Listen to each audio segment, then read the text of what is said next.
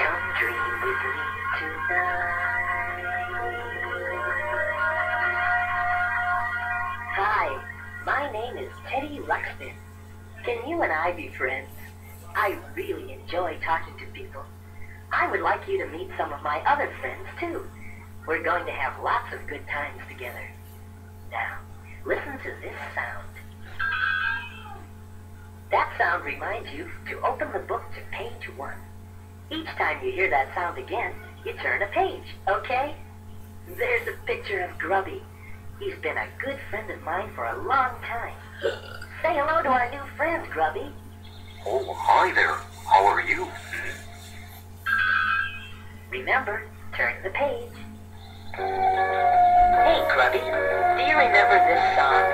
Yeah, I sure do. Your friend is what I'd like to be. Your friend, 'cause I like you. Do you like me? My friend, I'd like for you to be. My friend, I'm nice to you, you're nice to me. Friendship is a lovely word. It makes a lovely sound. Friends are people that you like and like to be around. Your friend is what I'd like to be. Your friend, 'cause I like you, do you like me? Of course, Grubby. My friend, I'd like for you to be. My friend, that's you, my friend. I'm nice to you, you're nice to me. Friends are people that you help when they have things to do. Friends are there to lend a hand when there are things that you must do. That's what friends are for. Your friend is what I'd like to be. Your friend, 'cause I like you, do you like me? My friend, I'd like for you to be. My friend, My friend, I'm nice to you, you're nice to me. friends, it makes you smile. You are sort of feeling sad. And friends will make you happy, and I'm real glad I have you for my friend. My friend, my friend.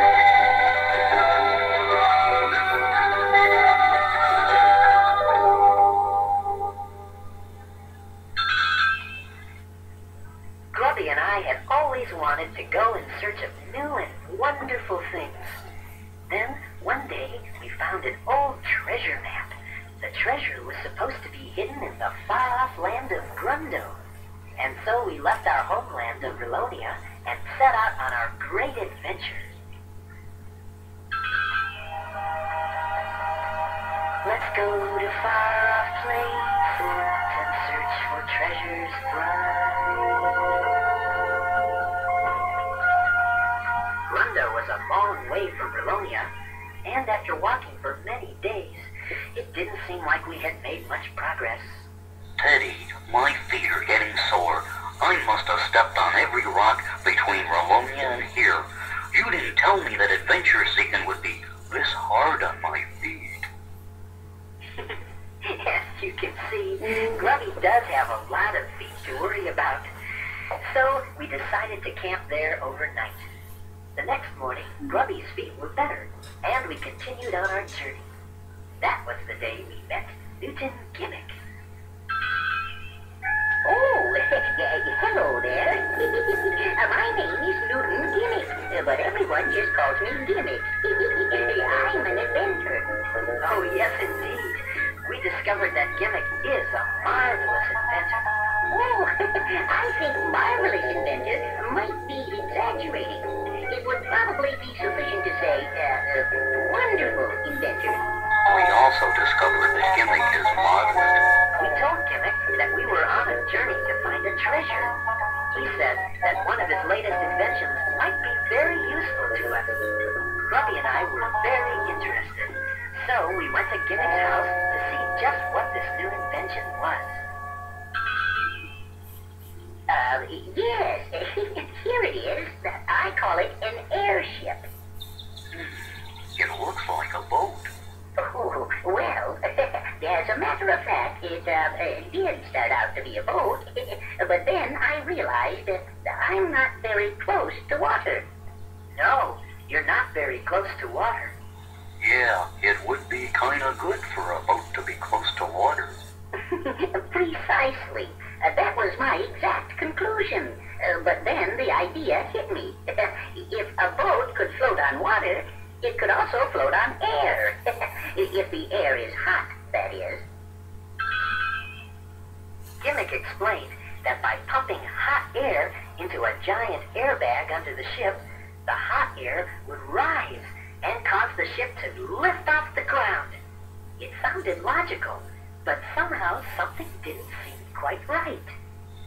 Teddy, something doesn't seem quite right. As the airbag filled with hot air, the ship began to lift off the ground. Hey, Teddy, it's working. Yes, just as I expected. Make sure all the tether lines are tight. Everyone, get aboard. The ship lifted off the ground, and Gimmick was delighted with his new invention.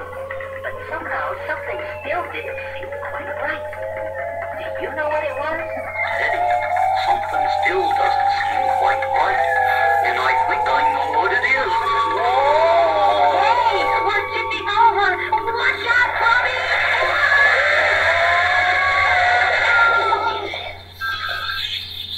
The airship had turned upside down and crashed.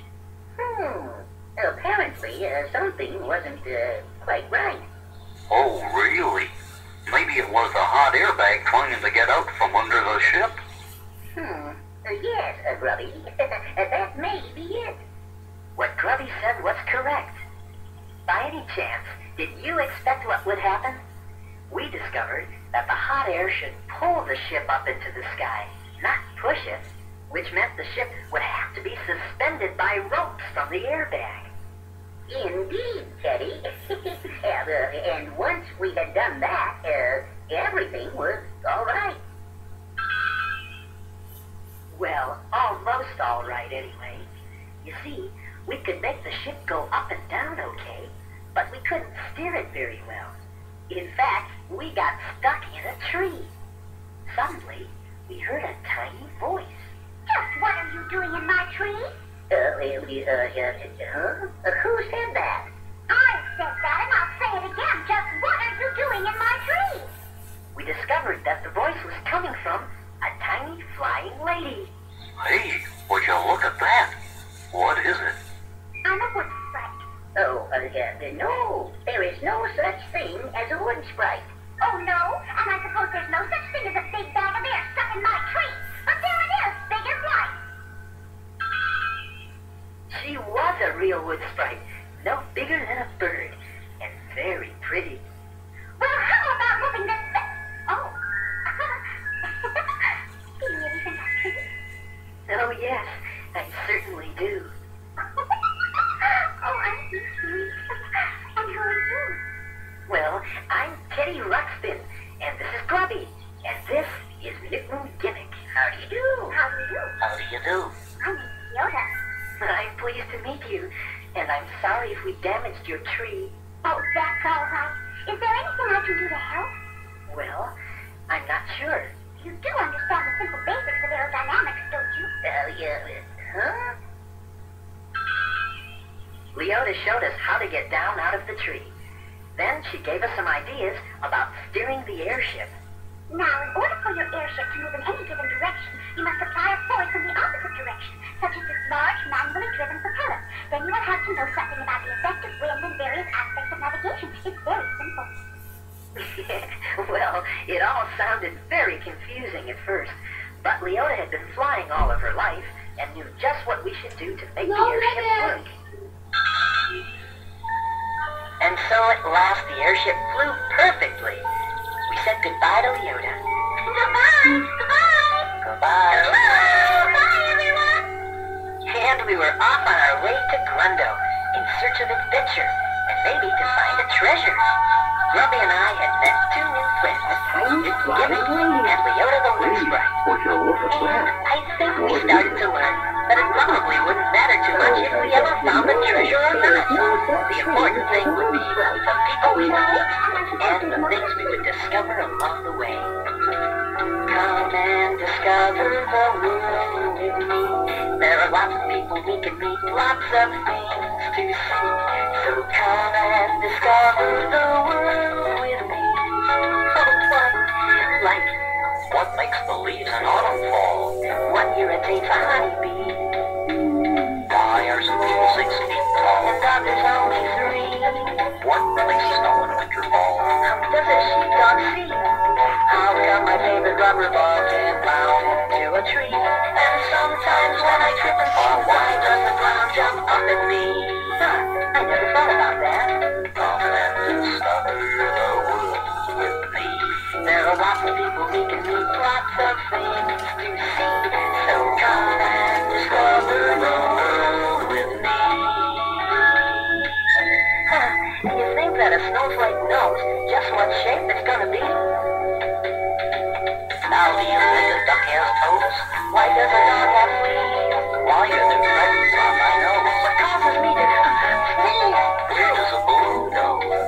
When you set it free. And overnight a mushroom grows, but it takes years to grow a tree. Don't ask me. Okay, come and discover the world with me. There are lots of people we can meet, lots of things to see. So come and discover the world with me. Come on, Teddy, let's go. It's a world full of wonders and it's here for you and me. Come and discover the world with me, my friend. My friend. Come and discover the world with me. My friend. Come and discover Time to eat about dinner. Let's go.